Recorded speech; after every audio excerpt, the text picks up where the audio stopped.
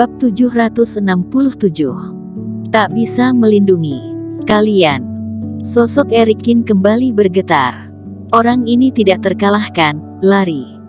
Putra suci keluarga Feng menggertakkan gigi. Dia mundur dengan putus asa, mengeluarkan banyak senjata ajaib, mencoba menghentikan Erikin. Namun, sayap hitam Erikin bergetar, dan angin kencang menerpa, dan para senjata ajaib ini jatuh ke tanah seperti sampah. Erikin menuju ke sana dan memukul dada putra suci keluarga Feng. Dia berteriak dan memuntahkan seteguk darah dan jatuh ke bawah. Di bagian samping, kulit kepala putra suci keluarga Cao mati rasa dan ingin berbalik lalu kabur. Erikin mencibir, meraih dengan lengannya, dan meraihnya tepat di depannya. Lalu ia juga meraih busur hitam ada di tangannya.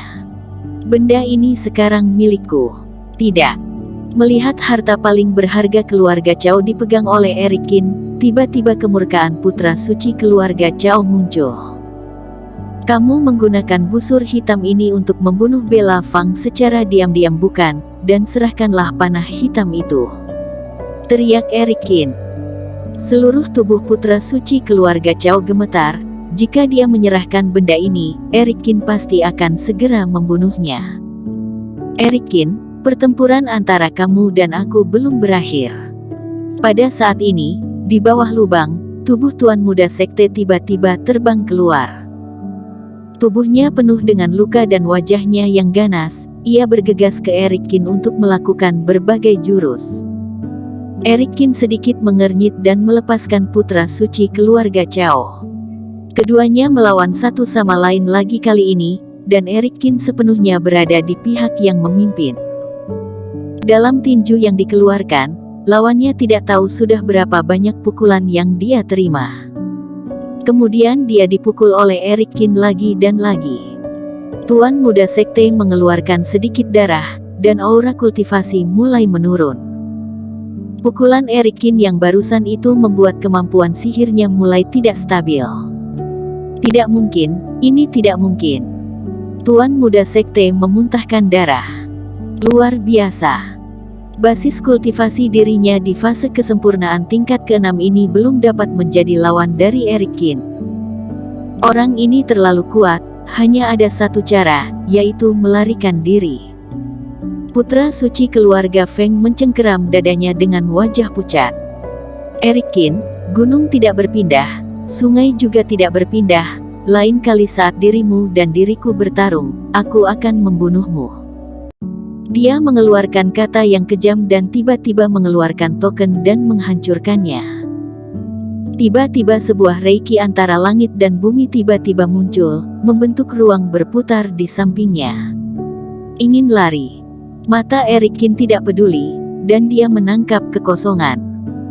Di samping putra suci keluarga Feng, sebuah telapak tangan besar terbentuk, meraih ke arah putra suci keluarga Feng dalam sekejap mata.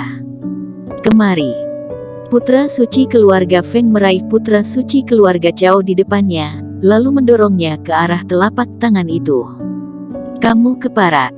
Putra suci keluarga Cao sangat marah. Dia tidak menyangka bahwa pada saat kritis, pihak lain akan mengkhianati dirinya sendiri dan menggunakan dirinya sebagai tameng. Dia menggenggam telapak tangannya di kekosongan itu dan tiba-tiba putra suci keluarga Cao berteriak kesakitan. Ayah, selamatkan aku.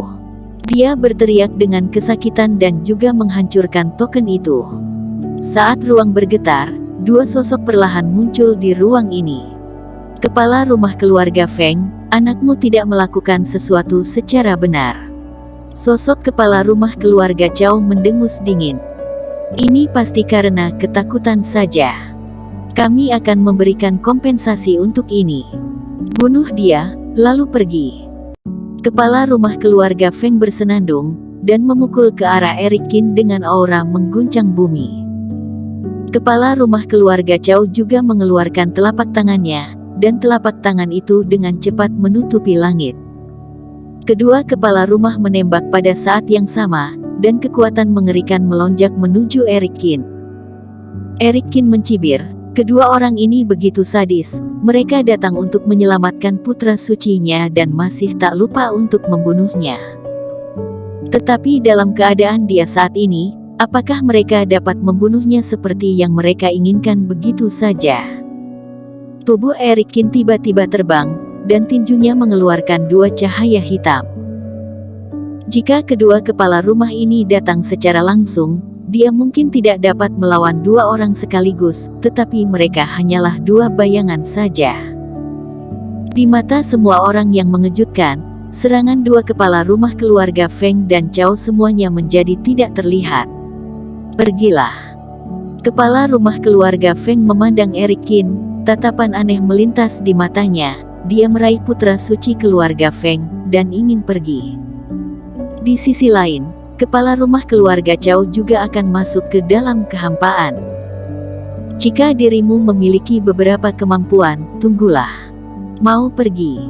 Bagaimana bisa semudah itu? Erikin mencibir dan bergegas menuju bayangan dua kepala rumah itu. Lancang. Dasar barbar. Keduanya berteriak dengan marah. Mereka tidak menyangka bahwa Erikin begitu berani sehingga dia berani melancarkan serangan pada orang yang sudah berada di fase kesempurnaan tahap akhir.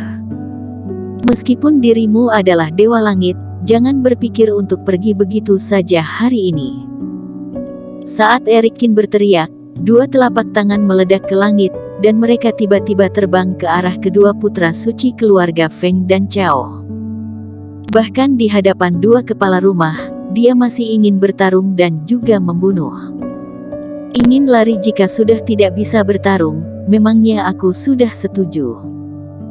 Kedua telapak tangan Erikin langsung diarahkan di depan kedua kepala rumah itu, dan keduanya berteriak untuk memblokir kekuatan telapak tangan itu. Namun, di bawah telapak tangan itu, masih ada lubang yang dalam di dada putra suci keluarga Feng. Di sisi lain, putra suci keluarga Chao berteriak kesakitan, dan lengan kanannya langsung dipukul hingga hancur oleh telapak tangan tersebut. Semua orang kaget. Erikin saat ini tidak hanya mampu melawan kedua putra suci, tetapi bahkan dua kepala rumah. Bocah gila, berani juga kamu, kami berdua akan mengingatmu. Kedua kepala rumah menunjukkan amarah yang kuat, mengambil mereka berdua dan dengan cepat menghilang di udara. Di atas tanah, Tuan Muda Sekte Huo Fen juga sangat ketakutan. Dia menggigit ujung lidahnya dan memuntahkan sedikit darah, menciptakan lubang hitam besar di depannya. Sebagai pewaris sekte kuno, dia juga memiliki teknik rahasia untuk melarikan diri. Sebuah tangan besar yang terbakar dengan api biru muncul, dan dia akan ditarik masuk ke dalam lubang hitam itu. Namun, Erikin tidak ingin membiarkannya pergi dengan mudah. Dia bergegas keluar dan menelan semua api di telapak tangan hitam itu. Dia menghancurkan tubuh Tuan Muda Sekte lagi, dan dalam jeritan kesakitan itu, hanya jiwa Tuan Muda Sekte yang berhasil lolos ke ruang hitam. Saat ini, seluruh orang terdiam. Semua orang tidak percaya bahwa mereka benar-benar menang pada akhirnya. Erikin hanya satu orang, melawan dua putra suci, dan juga seorang pejuang kebanggaan. Pada hasil akhir, lawannya terluka parah, lengannya patah dan meledak. Di udara, semua orang melihat sosok Erikin dengan kaget. Sosok ini ditakdirkan untuk membekas dalam ingatan mereka selamanya. Tapi di saat berikutnya, tiba-tiba Erikin gemetar dan mengeluarkan seteguk darah hitam. Dia menutup matanya dan perlahan jatuh dari udara. Pada saat yang sama, sayap hitam, mata ketiga, dan pola hitam pada tubuh mulai surut dengan cepat. Darah merah cerah menodai seluruh tubuhnya menjadi sangat merah, dan kulit Erikin menjadi kering dan pecah-pecah, dan seluruh badannya tampaknya telah dipukuli ribuan kali. Pil setan bukanlah obat mujarab, melainkan alat klan setan. Setelah digunakan ternyata memiliki efek samping yang luar biasa bahkan membahayakan nyawanya sendiri. Erikin tahu segalanya, tetapi masih harus menggunakannya. Erikin. Vinola Su terbang, memegang Erikin di lengannya dengan wajah tertekan. Saat ini, di wilayah rahasia ini, sejumlah besar Reiki bergerak sembarangan, seperti mendidih, mengaduk-aduk ruang di wilayah rahasia, dan mulai mengeluarkan suara aneh yang tidak stabil. Bumi berguncang seperti terkoyak. Wilayah rahasia Sekte Guzong ini, setelah melalui banyak perang berturut-turut, bahkan sempat mengalami tanda-tanda keruntuhan lagi. Tidak bisa tinggal di sini lagi, cepat keluar. Ye Zun berteriak dan semua orang mengangguk. Finola Su memeluk Eric Qin, gadis suci membawa Bella Fang, dan semua orang berlari kencang. Semua orang meningkatkan kecepatannya hingga ekstrim, dan dengan Finola Su dan gadis suci yang membuka jalan, perjalanan itu menjadi sangat lancar. Bersambung. Terima kasih telah menonton video ini sampai akhir. Jangan lupa subscribe dan nantikan kisah episode selanjutnya hanya di Novel Story. Salam.